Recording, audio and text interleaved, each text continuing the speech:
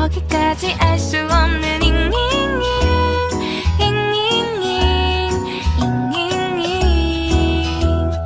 비동사 플러스 ing LOV를 붙여보면 사랑인 것 같고. Hello guys, welcome back to my channel and I hope everyone is doing well. ঈদের বা ভ্যাকেশনের মধ্যে হচ্ছে full time হচ্ছে গ্রামেই ছিলাম। তো হচ্ছে কলেজ খোলার প্রায় হচ্ছে 3 দিন আগেই গ্রাম থেকে বাসায় আসি। তো আসার পর হচ্ছে আমরা কাজিনদের মিলে ঠিক করলাম যে হচ্ছে আমরা একটু ঘুরতে যাব, একটু বের হবো। তো ঠিক করলাম যে মিলিটারি মিউজিয়ামে যাওয়া যায়। এটা আমি পড়ছিলাম উদ্বোধনের সময়, আমি গেছি পড়ি, আমি পড়তে পারি। ও না, এটা এখন সে পড়তে পারে না।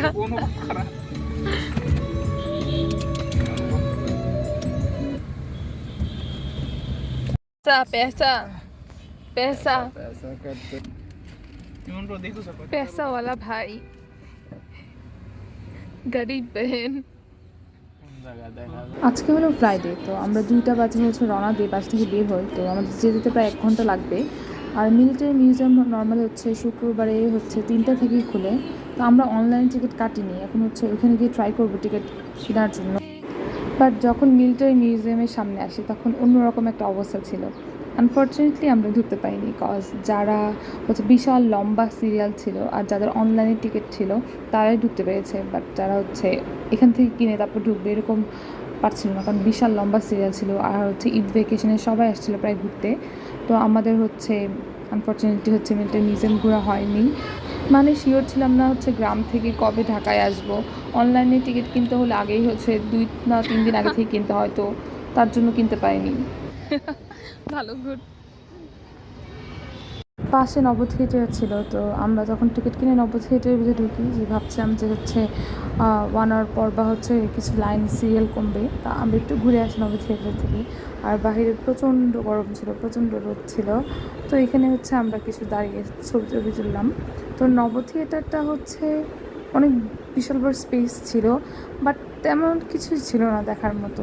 তো হচ্ছে আমরা সেকেন্ড ফ্লোর মানে ফার্স্ট ফ্লোর তেমন কিছুই ছিল না। ওই পাশে হচ্ছে বঙ্গবন্ধু একটা কর্নার ছিল, ওইখানে হচ্ছে মানুষ অনেক অকুপাই করা ছিল, তার জন্য আমরা ওই পাশে যাইনি।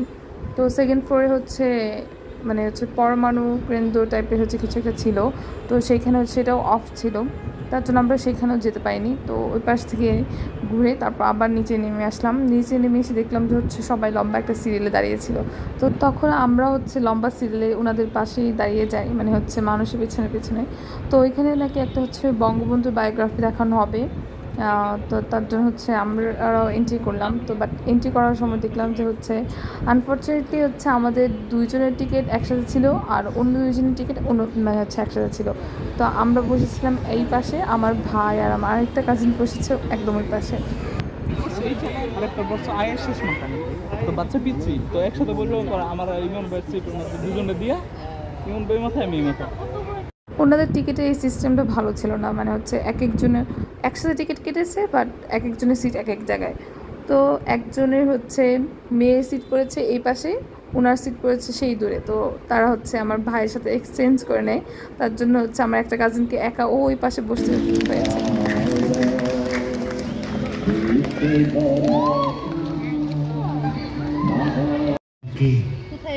কার বজ্রকণ্ঠে ওই জয় বাংলা, কার নির্দেশে জেল গেটে আব্বার সঙ্গে দেখা করতে কয়েক ঘন্টা বসে থেকেও ওনার দেখা পাইনি।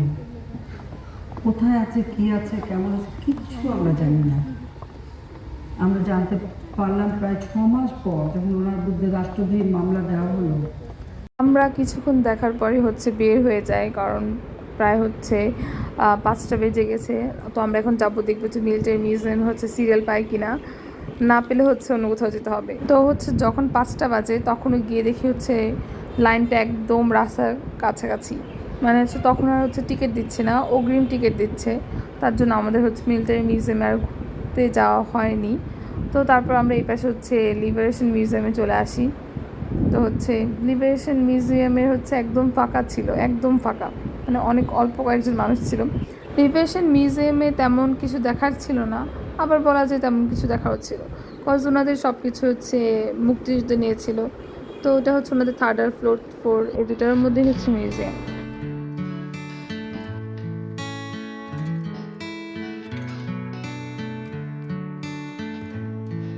এটা কি মুসলিম?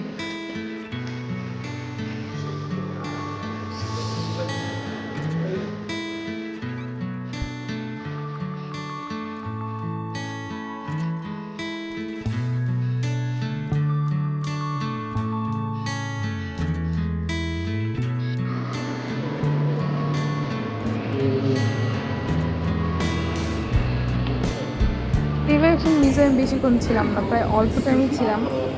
তারপর হচ্ছে বের হয়ে যায়, প্রায় সন্ধ্যা হয়ে যাচ্ছে। এখন আমরা হাতির ঝিল যাব। তো হাতির ঝিল এসে হচ্ছে এখানে ফুচকা খাই। তারপর হচ্ছে ফুচকা খেতে খেতে মাগরিবের আজান দিয়ে যায়, একদম হচ্ছে সন্ধ্যা হয়ে গেছে। আর এই দিয়ে হচ্ছে হাতির ঝিলে সব লাইটগুলো সুন্দর করে অন হয়ে গেছে। আর রিজার্ভ হচ্ছে 72।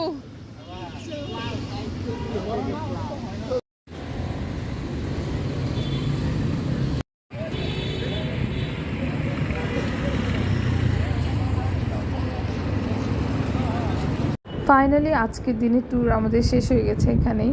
আজকের দিনটা অনেক ভালোই কেটেছে, মানে অনেক দিন পর কাজিনদের সাথে বের হয়েছি।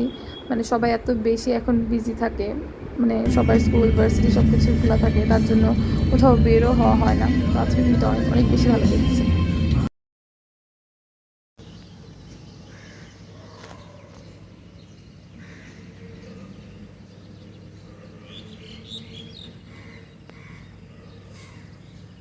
Good morning guys. হচ্ছে অনেক লম্বা একটা ভেকেশনের পর, ঈদের মধ্যে হচ্ছে প্রায় 15 ডেজ উপরে হচ্ছে একটা ভেকেশন পেয়েছি। তো এই ভেকেশনের পর আমার কলেজ লাইফ আবার স্টার্ট হয়ে গেল। মানে হচ্ছে আসলে এই কলেজটা কেন স্টার্ট হলো সেটাই ভাবছিলাম। আরও কিছুদিন অফ থাকা ছিল, দরকার ছিল, অনেক বেশি ঘুম আসছিল, অনেক বেশি। তো হচ্ছে আমি ওখানে হচ্ছে ড্রেস বের করে দিয়ে এসেছি আম্মুকে হচ্ছে আয়রন করার জন্য। কারণ হচ্ছে আমি এত বেশি অলস ছিলাম এই ভ্যাকেশনের মধ্যে, মানে হচ্ছে বইগুলো দেখিনি। মানে হচ্ছে আমার কিছু হোমওয়ার্ক দিয়েছিল স্যার, তো আমি অর্ধেক করেছি আর অর্ধেক বাকি ছিল। তো আজকে হোমওয়ার্ক জমা দিতে হবে। তো আমি সকালে হচ্ছে 1 ঘন্টা আগে উঠেছি হোমওয়ার্ক করার জন্য। এখন তাড়াতাড়ি করে হোমওয়ার্কটা করে তারপর হচ্ছে কলেজে যাব। 내 맘을 달래줄 수 있는 건 on rainy days it's you on rainy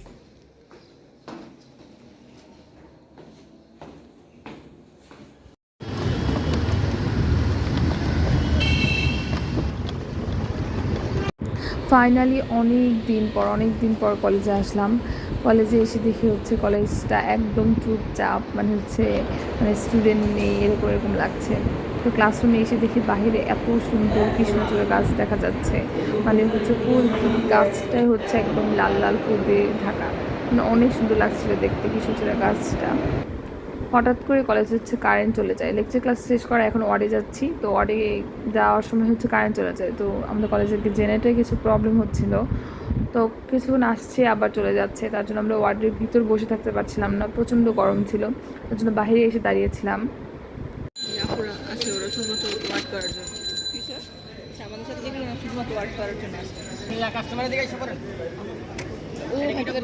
আজকে একদম হচ্ছে 1টা বাজে ছুটি হয়ে যায়, কজ আইটেম ছিল না লাস্ট ক্লাসে। তার জন্য ম্যাম আগে ছুটি দিয়ে দেয়। তো এখানে আমরা দাঁড়িয়ে হচ্ছে যে আনারসগুলো খাচ্ছিলাম, খেয়ে দিয়ে তারপর হচ্ছে বাসায় চলে আসলাম।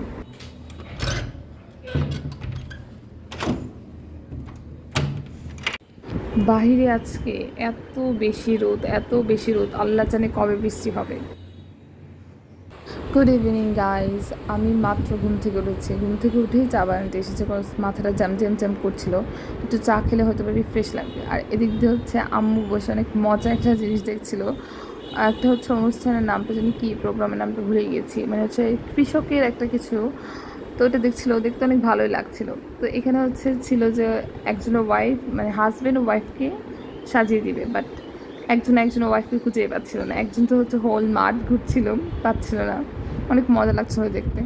আর এখানে তো পুরো উল্টো হয়ে গেল, একজন মানে ওনার ওয়াইফকে না খুঁজে পেয়ে উনি আরেকজনের হাজব্যান্ডকে পেয়েছে। উনি ওনার ওয়াইফকে এখনও খুঁজে পাচ্ছে না। ফাইনালি উনি ওনার ওয়াইফকে খুঁজে পেল।